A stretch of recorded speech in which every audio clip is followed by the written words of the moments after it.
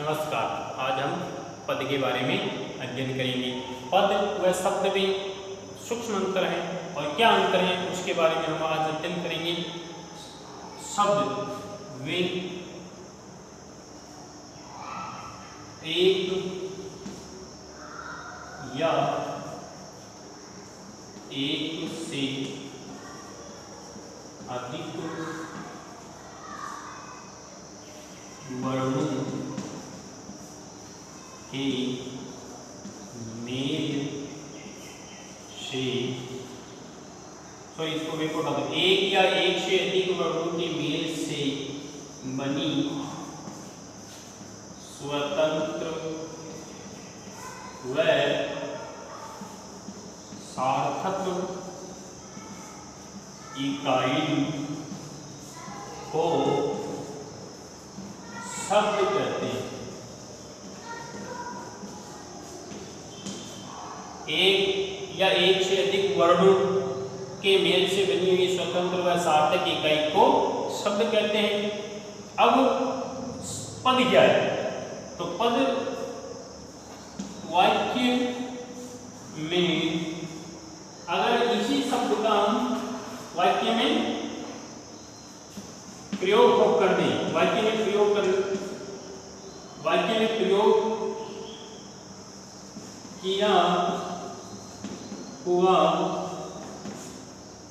शब्द क्या कहलाता है? पद कहलाता है। तो वाक्य में प्रयोग कर देते हैं जिस शब्द का, उसको हम क्या कर देते हैं? पद। अब पद के कितने प्रकार के भेद होते हैं, किस आधार पर इसका भेद किया जा सकता है, उसके बारे में अध्ययन करेंगे। जैसे पद के हम भेद, पहला है हम रचना के आधार पर उसका भेद कर सकते हैं। रचना अर्थात बनावट के आधार पर, रचना या व्युत्पत्ति। रचना और व्युत्पत्ति के आधार पर,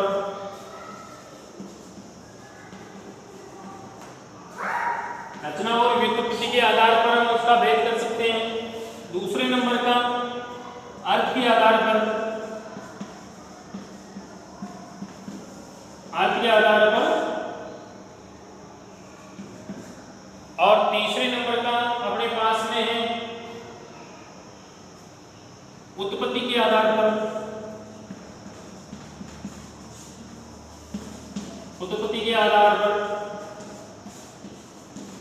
पर भी इसका व्युत्पत्ति अलग है, रचना के आधार पर उत्पत्ति अलग है, उसके आधार पर, और ध्वनि के आधार पर।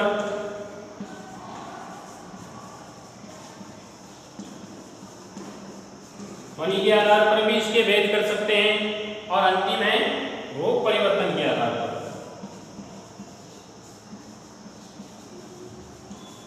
रूप परिवर्तन के आधार पर भी इसके भेद कर सकते हैं। इन 5 प्रकार से पद का भेद किया जा सकता है। अब सबसे पहले हम रचना के आधार पर क्या क्या